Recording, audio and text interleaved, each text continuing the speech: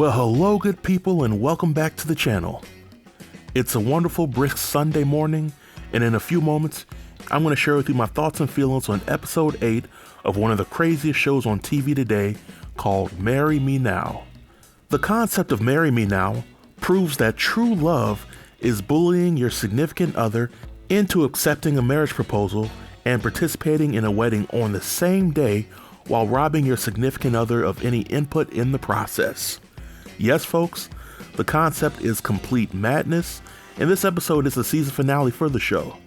But before we get into things, if you're new to the channel and you haven't subscribed yet, feel free to hit that subscribe button because it helps me grow my platform. So without any further delay, let's jump into the madness. Episode 8 shines a spotlight on Debbie and Marc. Debbie and Marc are a unique couple because they are the first interracial couple to be featured on the show. Furthermore, Debbie is from Nigeria, and her family strongly believes in the West African values when it comes to relationship and marriage. But Debbie and Marc have been dating for about 11 months, and Debbie shares that she wants to marry Marc because he's her best friend and she's comfortable being around him. But when we get past the crust of it all, Debbie simply feels like time isn't on her side, and she wants to lock Marc down and have several babies with him expeditiously. Now, why Debbie feels that this process is the best way to accomplish that, I have no clue. But in order to successfully deceive Marc, Debbie has him thinking that they're on a reality show that's highlighting Debbie's real estate career, which is pretty clever if you ask me. But I also think it's important to highlight a few things that were shared in the early part of this episode. First, Marc's parents have passed away, he has an estranged relationship with some of his family members, and not much else is mentioned about his friends who may live in the area. Second, Debbie's father doesn't know about Marc, and Debbie was contemplating even telling him about Marc or the plan to propose.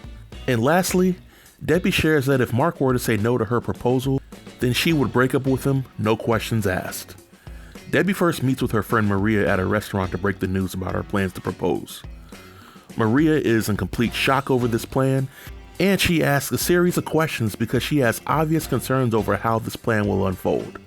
As a viewer, I really appreciated that Maria was shown being honest with Debbie because that's what I would expect a real friend to do in a situation like this. But Maria ultimately vows to support Debbie in this process. Debbie then meets with her friend Victoria at the wedding shop to break the news.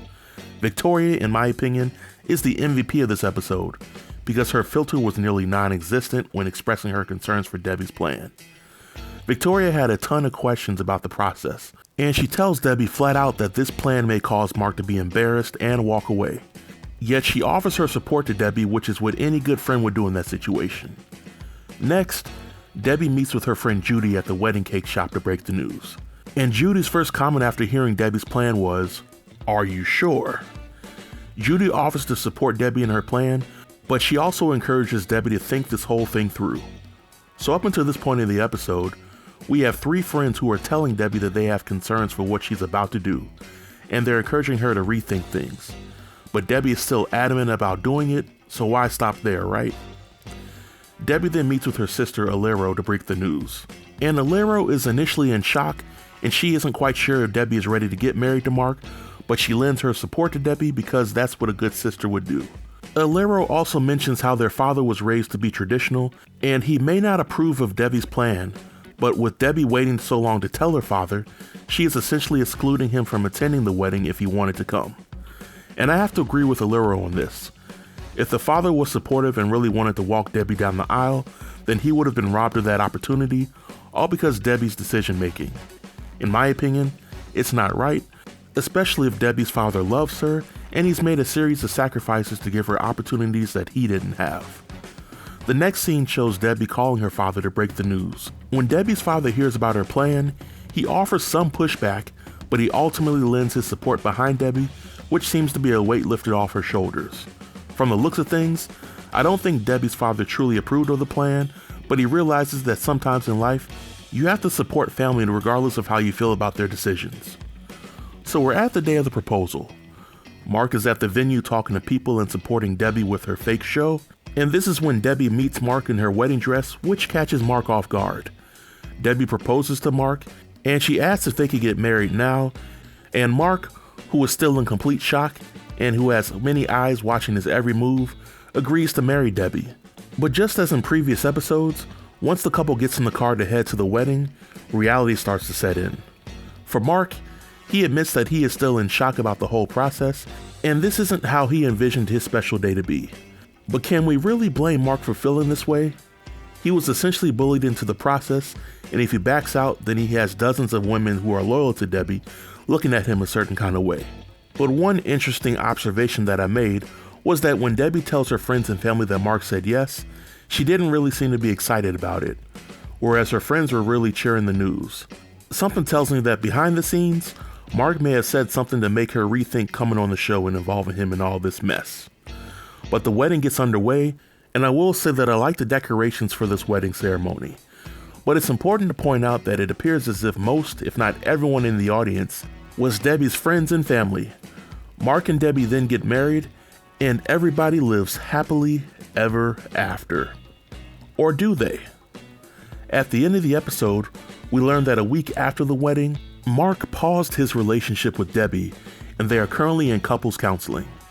Now, I've never heard of pausing a relationship. In my opinion, either you're together or you're not. And the show doesn't really say what happened, but come on. All of Debbie's friends warned her about going through with the plan to marry Marc, and Debbie knew that there was a chance that Marc would feel some type of way about being ambushed into a wedding. But in my opinion, this is just considered the cost of doing business. Now, on a scale of 1 to 10, I will give this episode a solid 8. In my opinion, all of the friends and family members gave genuine reactions to Debbie's plan to marry Marc, given the situation. Debbie was also warned about what may happen if she proceeded with her plan, and the outcome that occurred was expected. The episode was truly an example of what could happen to future couples if they agree to sign up for this madness. But with this episode being the season finale, here are my overall thoughts for Marry Me Now. I finally come to grips by acknowledging that the cast members on this show are more than likely not paid actors. However, I strongly believe that there are 3 types of couples who agree to do this process. First, the couples who wanted a free wedding and or free publicity for their business. Second, the couples who discussed marriage in depth prior to signing up and were tipped off about what was going to happen through the process. And third, women who wanted to muscle their men into getting married right then and there. It was hard for me to find much entertainment value in a show like this, especially when the cast members are not paid actors. And that's because there's nothing entertaining about the concept of the show. Some of these couples allowed us as the viewing audience to take a look into their lives and see their issues. Some of the scenes that were shown throughout this series hit home for a lot of folks because they could relate to it. But in my opinion, there shouldn't be a second season of the show, because it seems like a show like this does more harm than good for some of these couples. But those are just my thoughts. And this marks the end of my review. I first want to thank each and every one of you who watch my reviews every week for the show. I want to thank everyone who left comments on my videos. And whether you agree or disagree with my thoughts on each episode, all views are welcome here and will never be censored. I also want to thank all the people who subscribed to my channel after watching one of my reviews for this show. Now, a number of the shows that I've been reviewing for the past few months are coming to an end, and I will be on the lookout for a new series to review. The first show on that list will be the new show Commit or Quit, which comes on this Thursday on WeTV, so feel free to check that out. And if you have any questions or comments related to this video or the episode itself, feel free to leave them in the comment section below, and I'll be sure to reply to each and every comment. I'll also be taking suggestions on any shows that you want me to watch and review. So until next time, stay tuned and stay safe. Peace.